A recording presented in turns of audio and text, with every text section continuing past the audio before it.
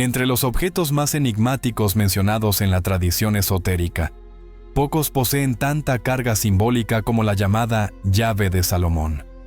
No es un simple amuleto ni una pieza arqueológica común, sino un elemento que aparece en múltiples fuentes históricas, religiosas y mágicas, siempre asociado al acceso a conocimientos ocultos o fuerzas que escapan a la comprensión ordinaria.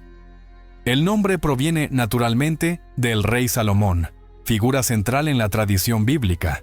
Su reinado, ubicado tradicionalmente en el siglo X a.C., ha sido objeto de debate entre historiadores y arqueólogos, pero incluso los más escépticos reconocen la magnitud del mito que lo rodea.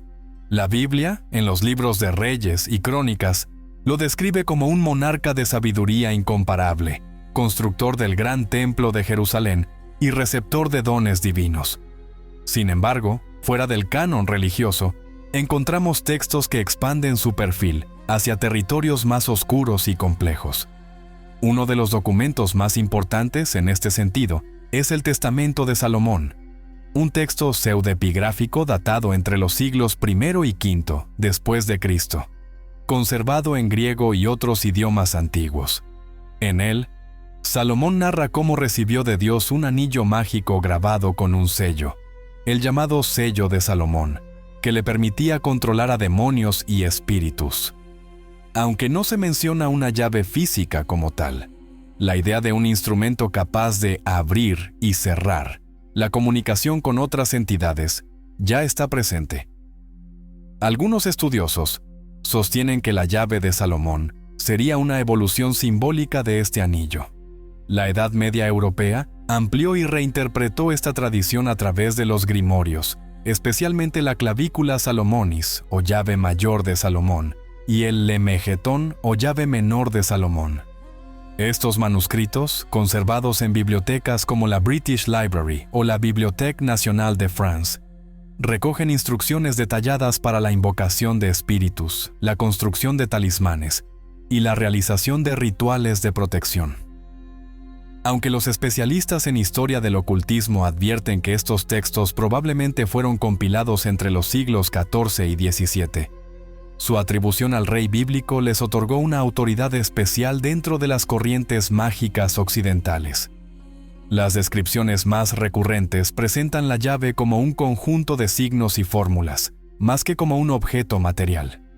No obstante, en algunos inventarios medievales de reliquias se mencionan piezas metálicas, a veces de oro, a veces de bronce, con inscripciones hebreas y figuras geométricas, custodiadas por monasterios o colecciones privadas. La conexión entre estos objetos y los textos salomónicos nunca se ha demostrado de forma concluyente, pero la coincidencia iconográfica alimenta la hipótesis de que la llave de Salomón pudo tener, al menos en ciertos periodos, una representación física. Quizá lo más cautivador sea pensar que, si alguna de estas llaves aún existe, podría estar oculta en algún lugar del mundo, aguardando a que alguien, tal vez sin saberlo, se cruce con ella.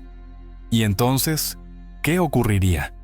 ¿Abriría la puerta a un conocimiento perdido o a algo que sería mejor dejar sellado?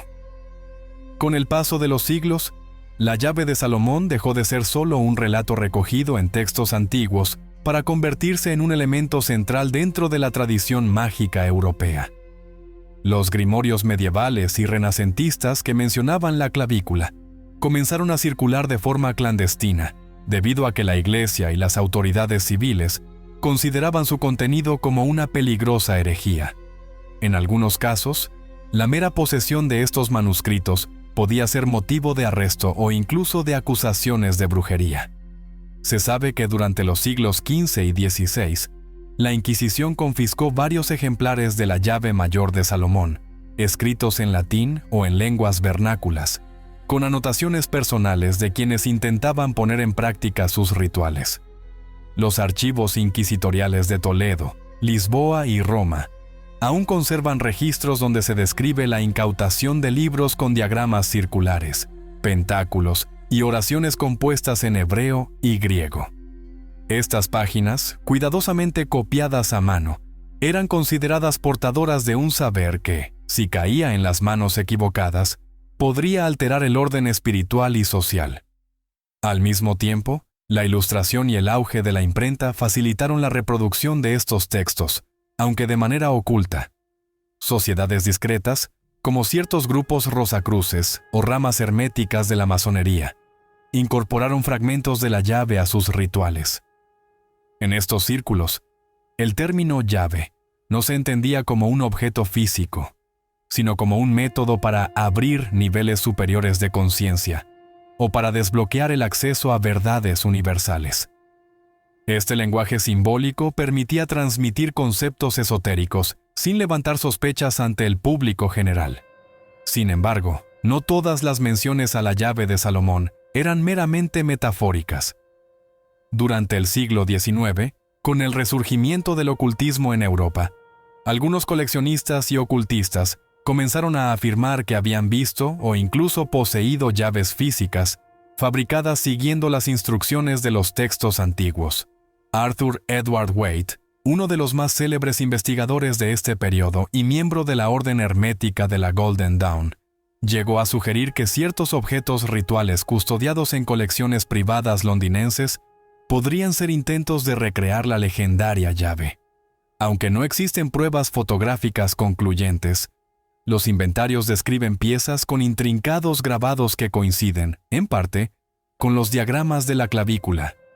La fascinación por la llave no solo residía en la posibilidad de abrir puertas espirituales, sino en la promesa, o la amenaza, de acceder a un conocimiento sin restricciones. ¿Qué pasaría si alguien, en pleno siglo XXI, aplicara las fórmulas de un grimorio salomónico tal como lo indica un manuscrito del siglo XV?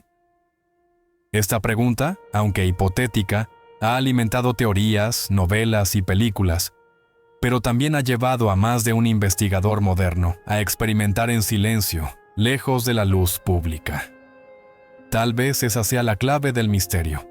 No importa cuántos siglos pasen, siempre habrá quienes busquen la llave y quienes la escondan. Si bien la historia escrita de la llave de Salomón se ha entrelazado con la de los grimorios y las sociedades secretas, existe otra vertiente igualmente intrigante: su interpretación dentro de las corrientes místicas y espirituales. Para algunos estudiosos de la Cábala, la llave no sería más que un símbolo de la capacidad humana para ascender por el árbol de la vida, atravesando las 10 sefirot y alcanzando, al final del recorrido, la unión con lo divino. En este contexto, abrir una puerta prohibida no implicaría convocar entidades ajenas, sino atreverse a cruzar los límites de la conciencia ordinaria. Los cabalistas medievales, sobre todo aquellos que vivían en España y Provenza antes de la expulsión de 1492, elaboraron complejas interpretaciones numéricas y lingüísticas basadas en el alfabeto hebreo. Según sus escritos, las letras mismas eran llaves. Combinaciones precisas podían alterar el flujo de la realidad, del mismo modo que una llave física altera la posición de un mecanismo. No es difícil imaginar cómo, con el paso de los siglos, esta visión espiritual se fusionó con la magia ceremonial descrita en la clavícula, creando una tradición híbrida que mezclaba teología, alquimia y astrología. En el mundo islámico también encontramos alusiones a un sello o llave vinculada a Salomón, Sulaimán. Textos sufíes de los siglos XIII y XIV hablan de cómo este profeta poseía el conocimiento de los Ism al-Azam, o nombres supremos de Dios, que le otorgaban dominio sobre los elementos y las criaturas invisibles. Aunque la simbología varía, el principio es similar: un poder reservado solo para quien demuestre pureza, sabiduría y un propósito justo. La conexión entre estas tradiciones no siempre es directa, pero la coincidencia en la figura de Salomón sugiere un origen común, o, al menos, un intercambio cultural a lo largo de las rutas comerciales y académicas medievales. En la actualidad, la llave de Salomón sigue siendo objeto de reinterpretaciones. Autores de espiritualidad contemporánea la ven como una metáfora del autoconocimiento. Abrir la puerta significa enfrentar las sombras personales y liberar el potencial oculto. En cambio, dentro de comunidades ocultistas más tradicionales, persiste la creencia de que el ritual correcto, ejecutado en el momento astronómico preciso y con las herramientas adecuadas, podría efectivamente desbloquear una comunicación con realidades no ordinarias. Y aquí surge un dilema que ha inquietado a más de un investigador moderno. ¿Es prudente intentar reproducir prácticas que, incluso en su época, se consideraban peligrosas? La curiosidad humana ha llevado a descubrimientos que cambiaron la historia, pero también a tragedias. Tal vez, como advertían ciertos textos atribuidos a Salomón, no toda puerta debería abrirse. Si la llave existe, ya sea como objeto físico o como método, su verdadero misterio podría no estar en lo que revela, sino en por qué ha permanecido oculta durante tanto tiempo. Y eso, inevitablemente, nos deja con una pregunta que atraviesa los siglos. ¿Realmente queremos saber lo que hay al otro lado? A lo largo del último siglo, varios descubrimientos arqueológicos han avivado la hipótesis de que la llave de Salomón, o al menos algún artefacto que inspiró su leyenda, pudo haber existido físicamente. En excavaciones realizadas en Jerusalén, especialmente en las proximidades del supuesto emplazamiento del Templo de Salomón, se han encontrado fragmentos metálicos con inscripciones en paleohebreo y símbolos que algunos identifican como talismanes o amuletos rituales. La mayoría de los arqueólogos ortodoxos los interpretan como objetos votivos comunes en el antiguo Israel, pero ciertos investigadores alternativos sugieren que podrían formar parte de instrumentos más complejos. En 1914, el arqueólogo británico Montague Parker llevó a cabo una controvertida expedición al Monte del Templo. Oficialmente, su equipo buscaba tesoros bíblicos, pero documentos posteriores revelaron que uno de los objetivos no declarados era hallar artefactos vinculados a la llave de Salomón. La misión terminó en un escándalo internacional, cuando los trabajos nocturnos del grupo fueron descubiertos, lo que generó protestas y el cierre de la investigación. Parker nunca admitió haber encontrado nada relevante, pero los rumores persisten. Algunos testimonios de miembros de la expedición hablan de cofres sellados y objetos metálicos cubiertos de símbolos geométricos. Más recientemente, en 1972, un coleccionista privado de Estambul afirmó haber adquirido una pieza de bronce con forma de llave, adornada con inscripciones en griego y caracteres que imitan el hebreo arcaico. Aunque varios expertos en epigrafía sostienen que se trata de una falsificación del siglo XIX, el objeto provocó un renovado interés por las llaves rituales en el Mediterráneo oriental. Curiosamente, los patrones grabados en su superficie guardan similitud con diagramas encontrados en copias renacentistas de la clavícula. En paralelo, documentos históricos procedentes de bibliotecas monásticas y colecciones privadas han aportado indicios más sutiles.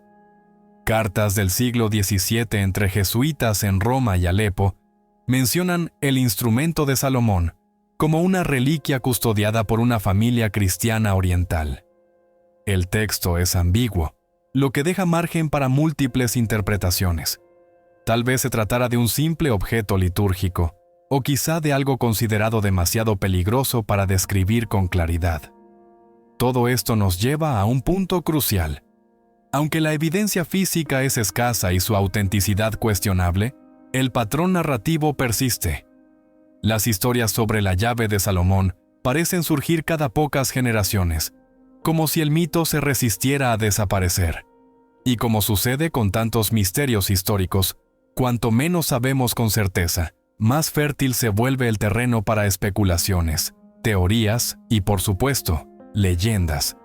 Si alguna vez la llave estuvo en manos humanas, su rastro se ha difuminado entre capas de historia, secretismo y quizá deliberada desinformación. La pregunta entonces no es solo dónde está, sino quién se ha encargado de que nunca la encontremos. La tradición alquímica, que floreció entre los siglos XV y XVII, no se limitaba a la transmutación de metales en oro. Era, sobre todo, una búsqueda simbólica de la perfección espiritual. En este contexto, la llave de Salomón empezó a aparecer en tratados cifrados y grabados que combinaban imaginería hermética con referencias bíblicas. En los emblemas de Michael Mayer y en ciertos textos atribuidos a Paracelso, encontramos llaves doradas que no solo abren cofres, sino puertas de los cielos interiores. Para los alquimistas, la llave representaba el paso final en la obra, el acceso al conocimiento absoluto, el lapis philosophorum del espíritu. Durante el auge de las sociedades secretas en Europa, especialmente a partir del siglo XVIII, la figura de la llave de Salomón se reinterpretó de forma ritual. En ciertos grados masónicos, por ejemplo, se empleaban llaves simbólicas como parte de ceremonias de iniciación, a menudo vinculadas a juramentos de silencio y fidelidad. Aunque oficialmente estas prácticas no reclamaban conexión directa con el artefacto bíblico, algunos manuscritos internos dejaban entrever que las llaves eran metáforas de enseñanzas reservadas, transmitidas únicamente a quienes demostraban discernimiento y prudencia. El hermetismo Rosacruz también hizo su aportación a la leyenda. En panfletos publicados de forma anónima en el siglo XVII, se alude a un instrumento de Salomón, capaz de sellar y desatar las energías cósmicas. El lenguaje es deliberadamente críptico, plagado de símbolos astrológicos y alegorías que combinan el cristianismo místico con la magia natural. Se trataba de un discurso pensado para iniciados, pero que, leído con la perspectiva actual, parece un intento de vincular la llave a un conocimiento universal preexistente, anterior incluso a las religiones abrahámicas. En el siglo XIX, con el resurgir del ocultismo en Europa, órdenes como la Golden Dawn incorporaron referencias explícitas a la llave de Salomón en sus rituales. Manuscritos como el Book T y el Theoricus Great describían diagramas geométricos, llamados a veces puertas astrales, que guardaban un asombroso parecido con los grabados medievales de la clavícula. Según estos documentos, el adepto debía abrir estas puertas mediante visualización, pronunciación de nombres sagrados y el uso de herramientas consagradas, todas ellas cargadas de simbolismo salomónico. Lo interesante de todo esto es que, en cada uno de estos contextos, la llave no era un objeto estático, sino un concepto adaptable. Podía ser un talismán físico, un mapa astral, una secuencia de palabras o incluso una disposición mental. La versatilidad del símbolo explica su persistencia a lo largo de los siglos y en tan diversas culturas esotéricas. Y sin embargo, en medio de todos estos usos y reinterpretaciones, persiste la inquietante sospecha de que detrás de la alegoría exista un secreto concreto y tangible. Uno que, tal vez, solo se transmite cuando las condiciones son las adecuadas, o cuando la humanidad está preparada para abrir una puerta que, hasta ahora, ha preferido mantener cerrada. Con la llegada del siglo XX y el auge de la arqueología científica, podría pensarse que las leyendas de la llave de Salomón habrían quedado relegadas a la fantasía. Sin embargo, ocurrió lo contrario. El mito encontró nuevos escenarios para crecer. La difusión masiva de la clavícula en ediciones facsímiles, el interés por la magia ceremonial y la creciente fascinación por las sociedades secretas hicieron que la llave se reinventara como un símbolo que podía adaptarse a la mentalidad contemporánea. En la Segunda Guerra Mundial, algunos informes de inteligencia británicos mencionan la búsqueda de artefactos bíblicos por parte de unidades alemanas especializadas en arqueología. Aunque la mayoría de estas historias forman parte del folclore asociado al ocultismo nazi, existe un documento desclasificado que hace referencia a una llave ritual hallada en Siria en 1943 y trasladada a Berlín. No hay pruebas de que se tratara de la legendaria llave de Salomón, pero el hecho de que figuras militares dedicaran recursos a tales objetos muestra la fuerza de su leyenda incluso en tiempos de guerra. En las últimas décadas, el mito ha sido alimentado por la cultura popular. Novelas, videojuegos, películas y documentales pseudoarqueológicos han presentado la llave como un artefacto capaz de abrir portales, liberar energías ancestrales o revelar conocimientos prohibidos.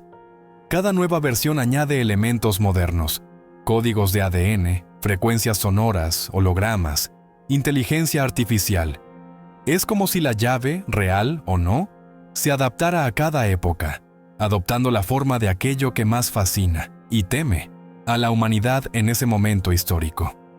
Aún así, existe un aspecto más inquietante que la propia posibilidad de que la llave haya existido, y es la idea de que tal vez siga existiendo, y que esté en manos de alguien. Un artefacto con tal poder, si fuera real, no se exhibiría en un museo. Sería custodiado, ocultado, o usado solo por aquellos que creen tener un derecho especial sobre él. No es difícil imaginar reuniones privadas donde, lejos de cámaras y micrófonos, se discuta no su ubicación, sino su uso. En el fondo, la llave de Salomón es también una metáfora peligrosa. Representa la tentación humana de acceder a lo que está más allá de nuestra comprensión inmediata. El deseo de abrir puertas prohibidas, incluso cuando ignoramos qué hay al otro lado. Y quizás, como advierten ciertos textos antiguos, el verdadero peligro no es lo que podamos encontrar, sino lo que pueda encontrarnos a nosotros si cruzamos ese umbral. Así, la historia de la llave no termina. Se renueva cada vez que alguien, un investigador, un místico, un soñador, se pregunta si las leyendas encierran un núcleo de verdad. Porque en el momento en que la curiosidad supera al miedo, la primera cerradura ya ha sido abierta, y las demás quizá estén más cerca de lo que imaginamos.